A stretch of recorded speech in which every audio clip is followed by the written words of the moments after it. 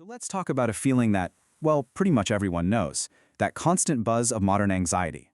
Today, we're diving into the work of clinical psychologist Dr. Julie Smith to build a really practical guide for, taking back control of your own mind. Let's get right into it. Does it ever feel like your brain is actively working against you?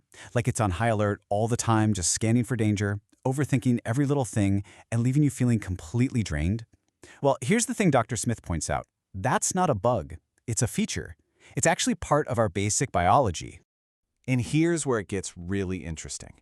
Our brains have this ancient threat detector that's been fine-tuned for thousands of years to deal with, say, a predator lurking in the bushes, a real threat to life. But now, that exact same system fires up with the same intensity when it sees a negative comment online. Your brain literally can't tell the difference between a threat to your life and a threat to your social status. So this brings us to our first big idea, really understanding this biological mismatch between the brain we have and the world we live in. This quote from Dr. Smith really changes the game. Your brain's #1 job isn't to make you happy. It's to keep you alive. And in this modern world that it kind of doesn't get yet, its go-to tool for survival is anxiety. See? It's a protection system, not a sign that you're broken.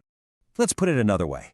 That anxious feeling you get, it's not a flaw. It's a super effective survival system that's just working in the wrong environment.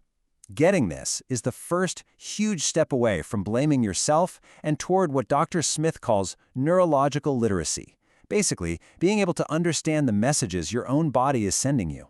So how does this mismatch actually play out in our daily lives?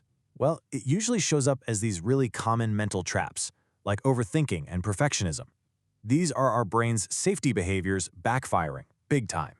This metaphor for overthinking or rumination is just perfect. Your brain gets stuck in this loop, right? It's replaying a problem again and again, thinking it's looking for a solution to keep you safe. But it's an illusion. You're just in that rocking chair, using up all this energy, but you're not going anywhere. And perfectionism? That's another one of these misguided strategies. Your brain thinks the failure is a threat to your social standing. And hey, that means it's a threat to your survival. So what does it do? It sets these impossible standards, which puts you in the state of constant fear and high alert. It's exhausting, and it always leads to burnout and this nasty cycle of self-criticism. It is so important to see perfectionism for what it really is. It's not about being excellent. It's a defense mechanism. It's a shield that you're holding up, trying to protect yourself from the pain of judgment. But the crazy part is, that shield becomes a cage. It stops you from taking the very risks you need to take to actually grow. Okay, so we get the problem. Now, what do we actually do about it? Let's get into the solutions, starting with how to master those emotional storms by moving from just suppressing them to actually regulating them. When it comes to tough feelings, we basically have two options. Our gut instinct is usually suppression. We try to fight them, push them away, ignore them. But the science is crystal clear. That just backfires. It actually makes the feeling stronger because your brain flags it as a threat. The better way is regulation. Just noticing the feeling, observing it, without judging it.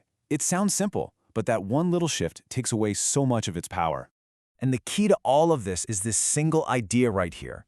An emotion is just a piece of information. It's not a command. You can feel angry without lashing out. You can feel anxious without running away. That little bit of space you can create between the feeling and your reaction, that's where all your power is.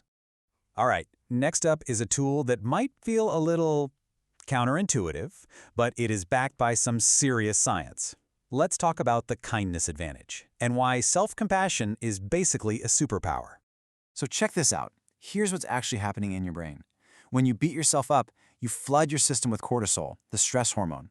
This activates your threat response and literally shuts down the parts of your brain that are responsible for learning. But self-compassion? It does the exact opposite. It lowers cortisol and lights up the parts of your brain that help you solve problems and be resilient. Neurologically, being kind to yourself is just a smarter strategy for getting better. This quote just nails it, doesn't it? That inner critic thinks it can shame you into being better, but real, lasting change can only happen when you feel psychologically safe. You can't build a new you on a foundation of self-hate.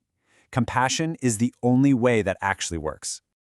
So all of this leads us to our final, and maybe most empowering section, how to take all these tools and use them to build what we can call mental sovereignty, to really become the architect of your own mind. And a huge part of this is setting boundaries. But Dr. Smith reframes this in such a great way. A boundary isn't a wall you build to keep people out. Think of it more like a gate that you control to protect your own energy, your time, and your peace. Saying no isn't mean. It's a necessary way to take care of yourself. So let's recap. Here is your toolkit for mental sovereignty.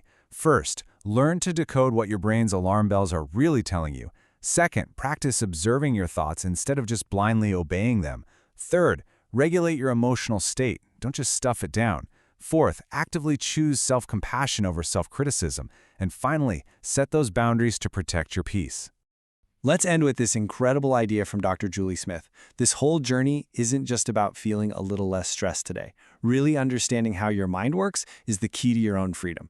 The skills you start building now, they are the literal foundation for the life you're going to build tomorrow.